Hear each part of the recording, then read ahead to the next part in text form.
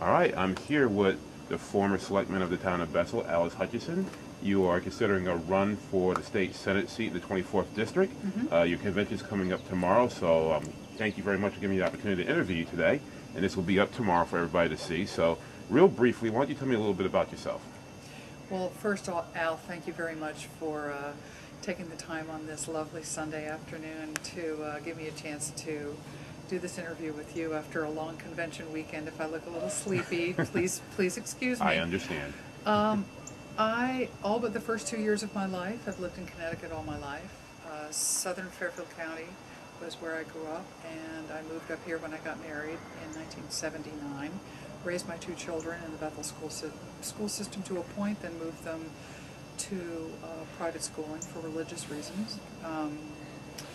My personal experience, I served for 16 years on a planning and zoning commission, then became the first selectman of the town of Bethel. I have a certification to teach grades 4 through 8 in the state of Connecticut and have a master's of teaching. I worked at Sacred Heart University, I worked at Canterville Playhouse in New Fairfield, I've worked in Danbury before, most recently worked at Canterbury School and Development Office fundraising, so I have a wide variety of different backgrounds. Well, okay. That's a little bit about myself. Perfect. Now, there is a race coming up right now.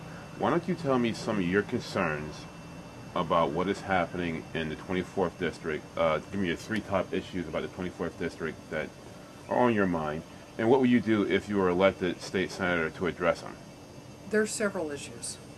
The 3 top issues. One, I will never in my life forget sitting through the public hearing for the budget in Danbury at the Common Council chambers and listening to parents and teachers essentially beg for resources for their children. It was alarming to me, and I can't remember which school it was, but I will never in my life forget this I believe it was the intermediate school, where the art teacher stood up and said that if the other position was eliminated, she would be teaching 1,100 students. And I'm not sure I have that scenario right. All I do remember is that they were looking at such draconian cutbacks that the school system was not going to be able to. Teachers need the resources to teach, and the students need an appropriate environment to learn. So I can identify the problem. Often what happens with school systems is your superintendent and your principals let you know what they want from you, and you have to do everything you can legislatively and financially to bring them the resources to do that. In some cases it may be funding for a school or a new facility. In some cases it may be readjustment of the ECS formula. This is clearly at a crisis point, and I think that there are several different options that can be looked at from a state senator standpoint and assistance. And I just, I have to be perfectly honest, in that particular issue, that's not a clear solution right now until there's an ask. I have to be honest about that. My background in planning and zoning deals a lot with affordable housing and in infrastructure. I know that in Bethel's case, we buy gallonage sewage capacity from the city of Danbury. That's an arrangement that's worked for many years, and indeed Danbury does sell that capacity to Bethel. But I know that capacity is not going to last. Danbury's capacity, whether it's their capacity or whether they're selling it to other municipalities, is not going to last forever. I do know that from an infrastructure standpoint, everyone is very aware of road surfaces, and many municipalities tend to hit their road accounts and their highway accounts to balance their budgets because they consider it, funding that someone can make up later.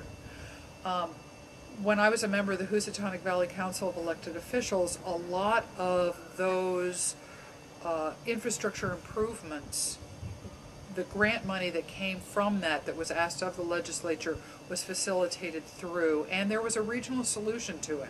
Often, any municipality can improve to the border, but then the minute you cross over the border, there's no continuity.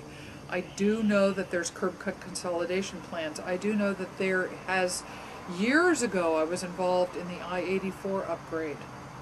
Obviously, the funding hasn't been available for that to move forward. Danbury needed some significant improvement, particularly at exit 5 and at exit 6, and then again at the border. So those kinds of things need to be revisited, and what we actually want to do with them in real time now. Because those solutions 8 years ago may or may not exist in the same form that they did then. But I cannot even talk about those issues until we get back to the central issue before us, is that people are out of work and people are suffering from lack of health insurance. If we leave federal money on the table in order to help facilitate solutions there, in order to help them keep their homes, in order to support the banks to be able to help them keep their homes, then we're doing a terrible injustice to every citizen in this state. I mean, for Connecticut to be the bottom of the ladder in job growth in the country, there is something horrifyingly wrong. We have some of the best colleges and universities in the nation, and yet our students are leaving in record numbers to get work elsewhere. We are losing large, medium, and small businesses across the borders to Rhode Island. We're losing them to New York, Massachusetts. Why are we not the Silicon Valley of the East? Why don't we have the resources to incentivize and keep those businesses here for the sake of Connecticut?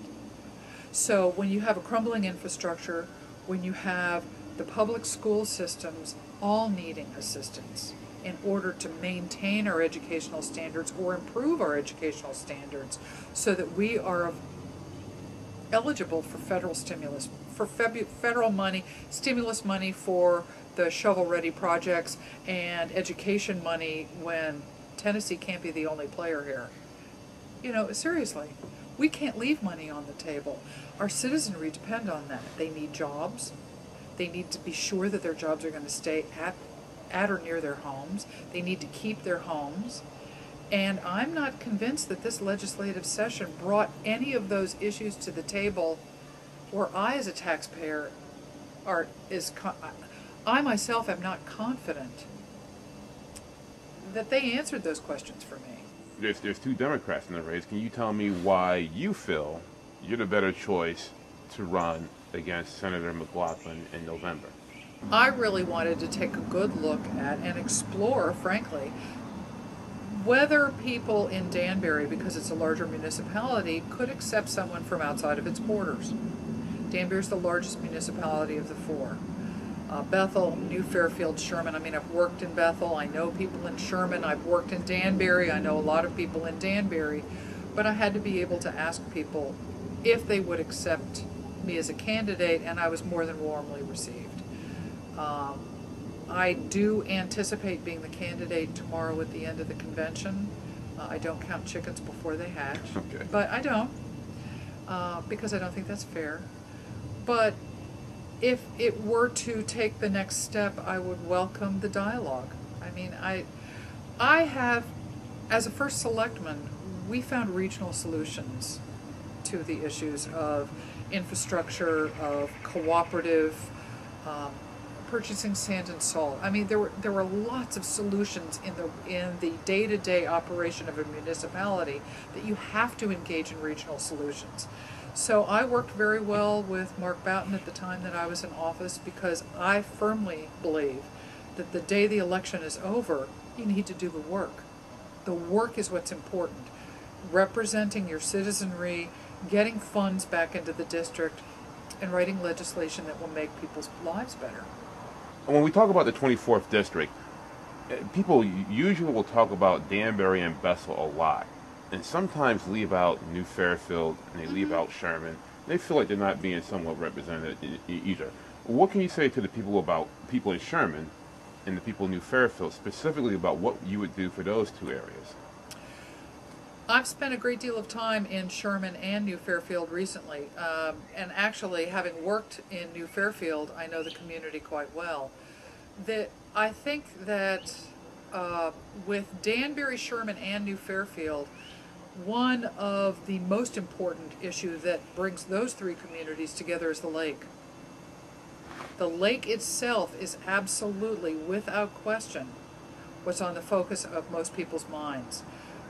It is owned right now, and I know that should it move in the direction of being municipally owned by the municipalities that ring the lake, they would have to come up with some kind of cooperative agreement, and the legislators that represent those municipalities need to do everything they can to make it happen. But it is the will of the municipality that needs to put a very concrete plan together. Okay. Well, look, again, thank you very much for giving me the opportunity to talk to you before the convention. The big thing's going to be tomorrow at City Hall, so I will be there, and best of luck to you.